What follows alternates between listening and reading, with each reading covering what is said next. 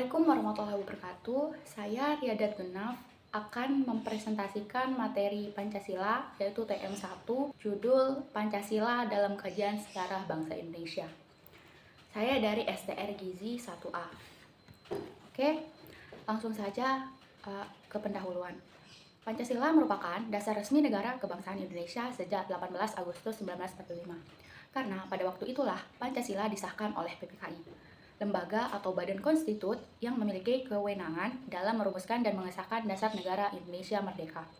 Sebelum disahkan dan disebut sebagai Pancasila, perumusan Pancasila dalam sejarah bangsa Indonesia mengalami dinamika yang kaya dan penuh tantangan, serta terdapat 3 tahapan, yaitu pertama, masa Orde Lama, yang kedua, masa Orde Baru, yang ketiga, masa reformasi hingga saat ini.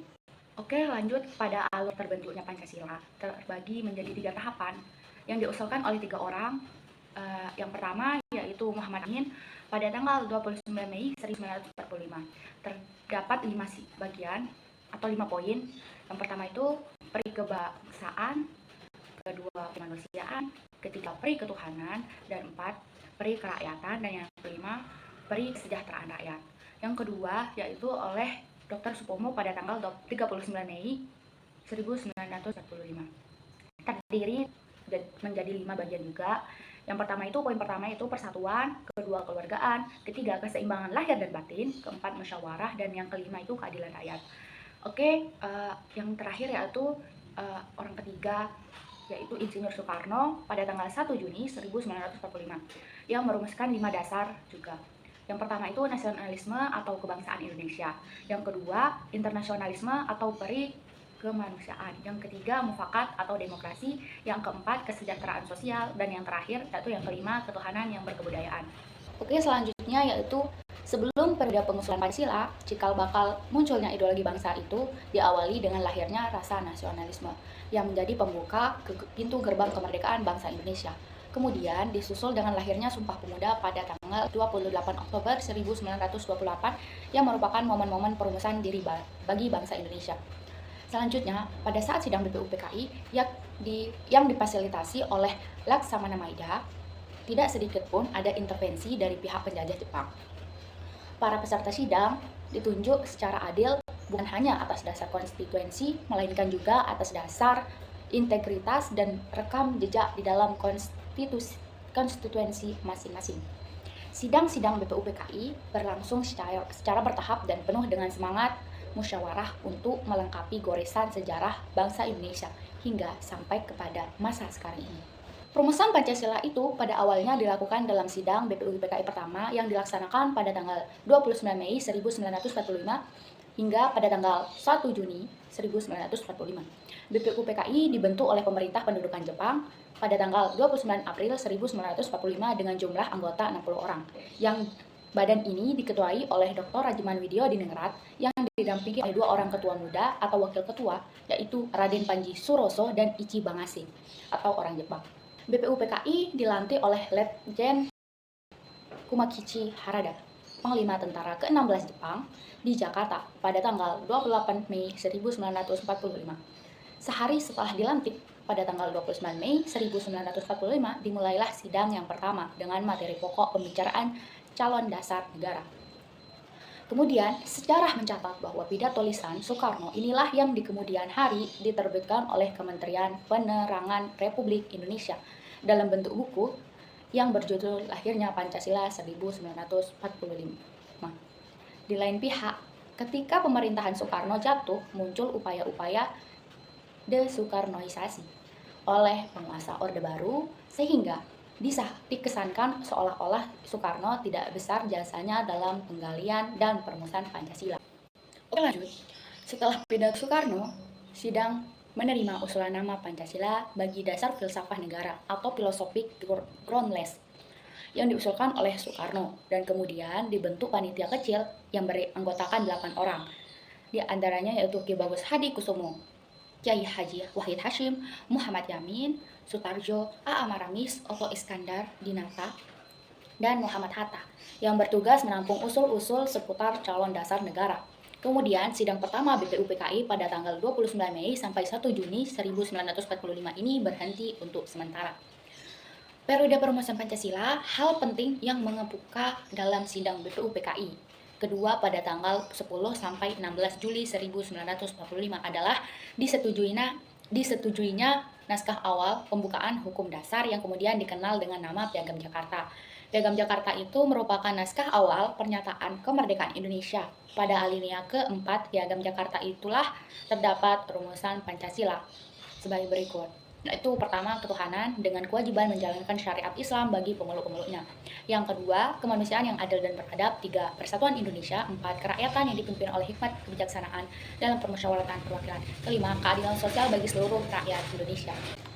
Naskah awal pembukaan hukum dasar yang dijuluki Piagam Jakarta ini di kemudian hari dijadikan sebagai pembuka Undang-Undang Dasar 1945 dengan sejumlah perubahan di sana-sini ketika para pemimpin Indonesia sedang sibuk mempersiapkan kemerdekaan.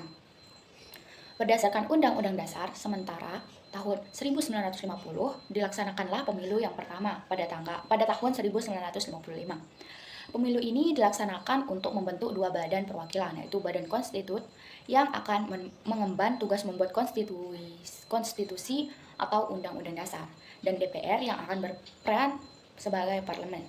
Pada tahun 1956, Badan Konstituente mulai bersidang di Bandung untuk membuat UUD yang didefinit sebagai pengganti UUDS, Undang-Undang Dasar sementara pada tahun 1950. Sesudah dikeluarkannya Dekret 5 Juli pada tahun 1959 oleh Presiden Soekarno, terjadi beberapa penyelewengan terhadap Undang-Undang Dasar 1945. Antara lain, Soekarno diangkat sebagai presiden seumur hidup melalui PAP nomor 3/MPR/1960. Selain itu, kekuasaan Presiden Soekarno berada di puncak piramida, artinya berada pada posisi tertinggi yang membawahi Ketua MPRS, Ketua DPR, dan Ketua DPA, yang pada waktu itu diangkat Soekarno sebagai menteri dalam kabinetnya, sehingga mengakibatkan sejumlah intrik politik dan perbuatan pengaruh berbagai pihak dengan berbagai cara, baik dengan mendekati maupun menjauhi presiden. Kemudian pertentangan antar pihak begitu keras seperti yang terjadi antar tokoh PKI dengan perwira Angkatan Darat, sehingga terjadilah penculikan dan pembunuhan sejumlah perwira Angkatan Darat yang dikenal dengan peristiwa Gerakan 30 September atau G30S PKI. Adapun di sini alasan mengapa Pancasila itu diperlukan dalam kajian sejarah bangsa Indonesia. Ada 5 poin. Yang pertama yaitu karena Pancasila sebagai identitas bangsa Indonesia. Yang kedua, karena Pancasila sebagai kepribadian bangsa Indonesia. Yang ketiga, Pancasila sebagai pandangan hidup bangsa Indonesia.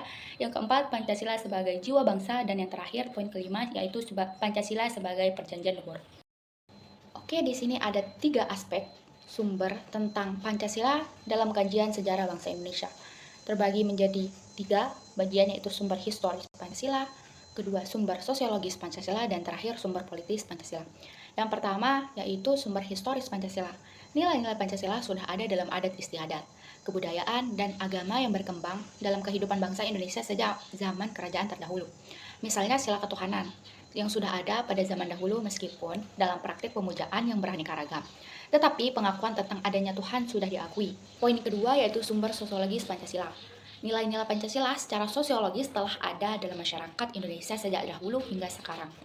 Salah satu nilai yang dapat ditemukan yaitu nilai gotong royong. Misalnya, dapat dilihat bahwa kebiasaan gotong royong baik berupa saling membantu antar tetangga maupun bekerja sama untuk keperluan umum di desa-desa juga dilakukan dengan semangat kekeluargaan sebagai cerminan dari sila keadilan sosial. Oke, poin yang ketiga yaitu sumber politis Pancasila.